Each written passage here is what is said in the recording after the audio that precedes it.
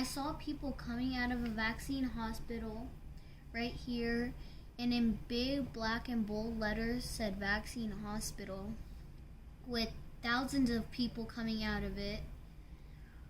When the thousands of people were coming out of it, they had a bump on their arm, and that's how you knew they got the vaccine. They had a bump on their arm wherever they got the vaccine.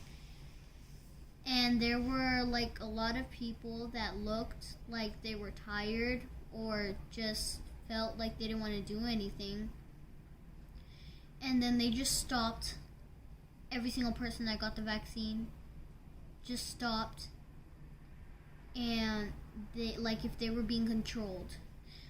When it looked like they were being controlled, all the Christians started forming circles, 7 circles, with their hands up and eyes closed. They didn't even look where they were going. They knew where they were going, like if something was leading them. They started forming 7 circles: elders, adults, teens, and kids. And all of them were speaking God's words and just all praying. And then they started speaking Hebrew, every single person saying the exact same thing in Hebrew. Then when they started speaking Hebrew, everybody was in the circle. Every single Christian in like the whole world was speaking Hebrew in the circle. Everybody was praying and saying the exact same thing. And I will never forget this voice, and I knew who it was. It was God, and it was the strongest, most beautifulest, best voice I've ever heard in my whole life. It was God, and he said, "I will take care of you." And then everybody started crying in tears on their knees, praying louder, because when some of them opened their eyes, they saw that people froze.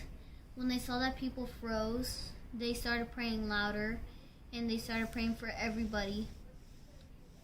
And then Jesus appeared, speaking with us, praying with us louder and louder. And all of us closed our eyes, and we heard something, like we heard Jesus, and we opened our eyes, every single person, and there was Jesus standing there in the whitest clothes I've ever seen.